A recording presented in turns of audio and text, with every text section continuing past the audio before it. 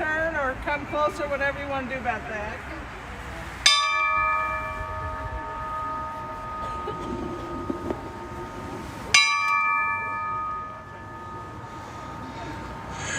Everybody come around. If we can get a few people with signs right back over here. How's the sound on that? Can we get a thumbs up? Okay. So welcome everybody. My name is Abe Bonowitz with Death Penalty Action, and we're live streaming to the Facebook, the Death Penalty Action and the Terre Haute Death Penalty Resistance Facebook page. For the people that are watching on the live stream and also on Zoom, for people that are watching, we're here at Terre Haute across the street from the federal prison complex where the execution may happen if it goes forward. And there's, I would say, about 36 people that are here. We're purposely being, safely spaced out. We're masked, most of us, except for I'm speaking, but we have a few people that wanted to share, and we have some time because there's another emergency motion to the U.S. Supreme Court asking the court to consider that if Corey Johnson is executed, he'll be the first person executed who has not had, the first person executed who's got an intellectual deficiency, who has not had an evidentiary hearing to evaluate that. And I'm sure there's more interpretation that we can hear about from some of the attorneys that are here regarding that, but at the end of the day, that's what's happening, so it's going to be a little while longer. Hopefully we'll get relief and there'll be no execution. As we all know, though, the other night it was just after midnight before the stay was lifted, and then another hour and some minutes before the execution took place. So we know how this goes. We know how it could go, and it can go good, and it can go bad. So I want to welcome and invite Sylvester Edwards to come up. He is the president of the NAACP chapter here in Terre Haute, and a member of the Terre Haute Death Penalty Resistance. And there's a number of people that are here that have things to say, and I just want to invite everybody to be brief and concise and introduce yourselves for the people that are listening online, and say what you got to say. Thank you, Abe. I'm Sylvester Edwards, the president of the Greater Terre Haute branch of the NAACP. Again, we're here. From the first time I was here in July, it seemed as though it was a lifetime. And each and every time that we get here and join all of our abolitionists, we are brothers and sisters in this cause. We have not yet stopped anything, but what we're here is to let the rest of our nation know killing people does not work. All life is precious.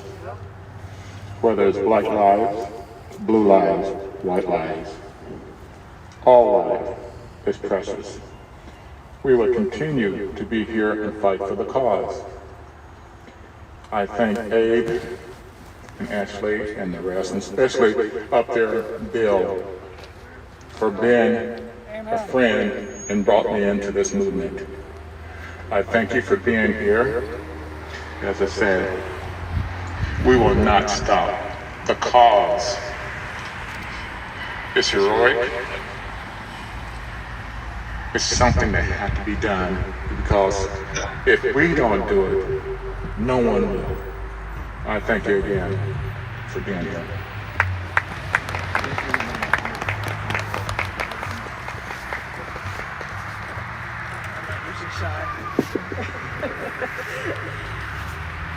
So hello, you already know I told you I'm Sister Barbara. I'm also here as a member of the Interfaith Council of the Wabash Valley. We're the ones with the sign that say execute justice, not people, and the banner with all the various faith traditions and humanist tradition symbols. And I think, are you all getting the sign to do some kind of staging. Yeah, great. You know, because that's part of why we're here. We're here to send a message that our government has to quit doing this. And even if Corey's life is not spared tonight, we're still going to be successful eventually in abolishing the death penalty. We lobby Congress, we call our own senators and representatives, we do what we can. And one of the things we can do is being out here on the street corner.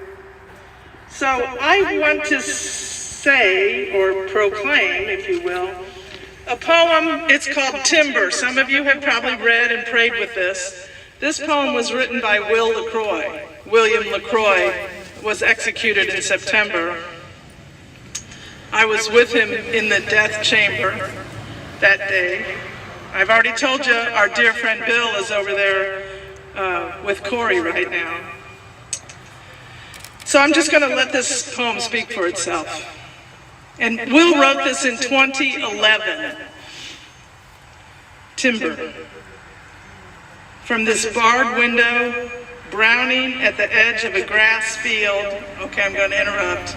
It's that window over there in that building that we can see right now across the street. From this barred window, browning at the edge of a grass field, I behold those crooked pines, lines of sap oozing freely down the barkless spots on their trunks. Perhaps weeping, remembering a time in youth when they were green.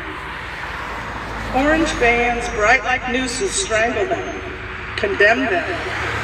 No longer part of the living ecosystem, different somehow. Infested, an eyesore, or carriers of fungus or death rot contagion. They are marked for death, quarantined, anxiously awaiting their executioners. Do they contemplate that fate?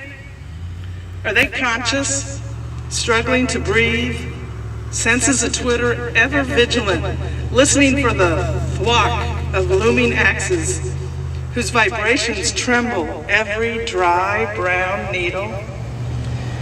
And when they have joined the fallen, paralyzed and prone on the forest floor, lingering in death unbeknownst to others, to be hacked in pieces and hauled off, do they scream sharply when heaped upon the pyre? Finally consumed, just ashes, dead and gone. Will there be something more for them than numbing oblivion, finality? Is there some place eternal, fertile, beside a tranquil river with lots of sunshine, waiting to greet the roots of their spirit? Or can they focus only upon the culling, coming along today, or tomorrow, or the next, to all living things eventually, even the men here on death row? Isolated, graying, dying like those pines. Perhaps they are resigned in knowing that much too soon, to even the mighty, something comes along to cut us all down. And maybe they dread only the arbitrary waiting.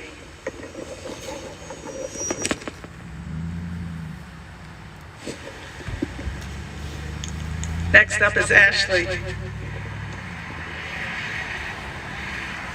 Hello everyone, my name is Ashley Kincaid Eve, and this is the 12th time that I have been in Terre Haute. Like many of the times before, including the first time, we've been here until all hours of the night. Just this week we were here till after midnight.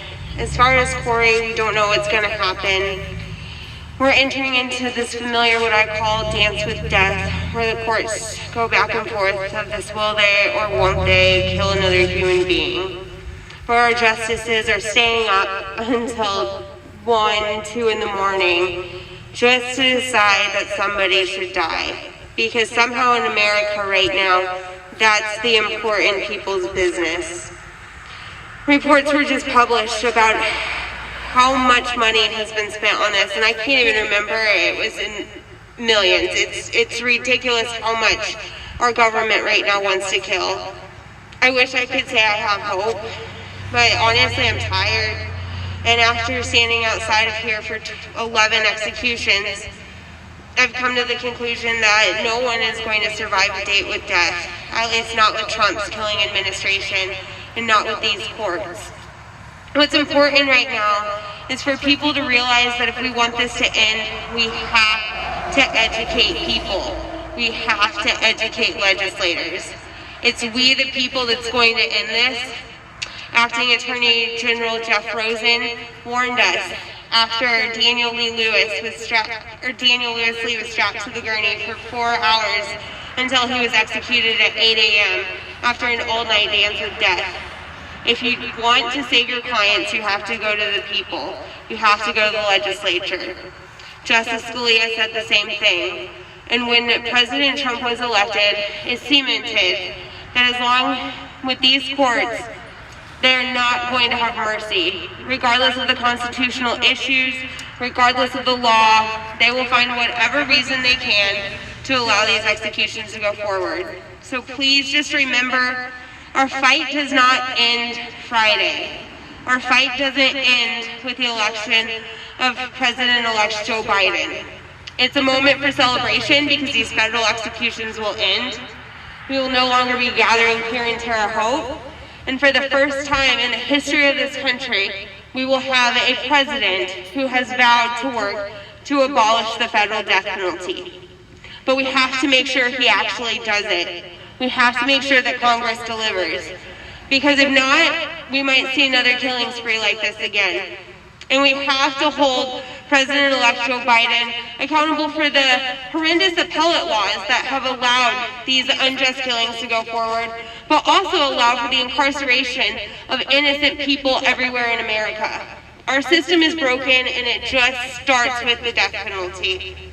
And I also want people to realize, January 21st, the day after President-elect Joe Biden's inauguration, there's an execution scheduled in Texas. I believe is his name, but there's an execution on January 21st in Texas. And Texas has plenty of executions scheduled. Other states are trying to revamp the death penalty. So we have to make sure that we keep the focus on the states.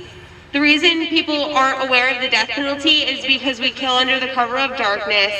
And it's really easy to do when the executions are carried out by the state because it's considered a state's issue, so national media and other states aren't covering it. But when your country allows killing in your name, in any citizen's name, it's always national news. So keep the fight, keep going, rest up, recharge, keep hoping, because even if it seems dark, there's always a light at the end of the tunnel. Thank you. And speaking of Texas, and some momentum shifting, it is my pleasure and honor to introduce my dear friend, Roderick Reed, who is currently fighting for his innocent brother in Texas. And that's a case you definitely need to get immediately involved in because it could save an innocent man. Roderick? Thank you. As you stated, my name is Roderick Reed. I'm the brother of Rodney Reed, an innocent man on Texas death row. My brother has been on death row for 23 years now for a crime he didn't commit. He was convicted of the murder of Stacy Stites, a girl who he was seeing, and at the same time, she was also seeing a Giddings police officer by the name of Jimmy Fennell. Long story short, Jimmy Fennell, in our opinion, killed Stacy Stites and set Rodney up for the murder. There's DNA evidence that's still yet to be tested in this case. There's witnesses still yet to be called. There's medical and forensic evidence that has not been admitted into the courts that proves the time of death of Stacy Stites, that proves my brother did not commit those murders. There's countless things that's going on in this case that makes my brother like the poster child as to the reason why we should stop federal and sanctioned killings and murders. You know, it's a prime example. You have, Dustin Higgs, who's scheduled to be executed tomorrow as well. A person that did not do no murder at all, you know, but yet he is facing execution tomorrow. The person that did the actual murders in that case wrote a statement admitting that he did it and that Dustin had nothing to do with it. He did not coerce him or encourage him in any manner. But yet Dustin is still scheduled to die, and he took no life. That doesn't make sense. You have Billy Allen with all kind of forensic evidence and stuff that proves that he is not the killer. There are 1,000 other Rodney Reeds, Billy Allens, and Dustin Higgs out there. And we have got to stand up against this racist, inhumane death penalty. And that's exactly what it is. We got to stand up, speak out, and come together. And there are countless more, and there's a lot of other families that's going through the same thing that I'm going through, and my prayers are with you. My prayers are with all the families of people that are on death row, because we're here not to just save one life, but to abolish the death penalty as a whole. And with that, I am going to introduce a good friend of mine, Mr. Charles Keith, who also has a brother that was previously on death row. Mr. Keith. Thanks, Roderick. My name is Charles Keith. I'm the brother of ex-death row inmate Kevin Keith, who is also an innocent man. I've been fighting this fight for 28 years. They took Kevin off of death row based on an innocence claim in 2010. The governor then, Ted Strickland, the parole board voted 8-0 to execute. This is the first case in the history of Ohio that the governor has gone against his parole board. I fought emphatically. I would not wish this on anyone. I talked to my brother, I told him what I was doing. He says, Charles, carry my spirit with you everywhere you go, and you fight. So that's what brings me here from Canton, Ohio. I'm not here to talk about my brother. My brother's not on death row right now, that's a different fight. But myself and my brother's spirit is down here to support those others. Just because mine is not as dire as theirs, that does not mean I don't continue my journey. So I'm here for them. And I'll always be here. And wherever we go, I'll be there too. Thank you.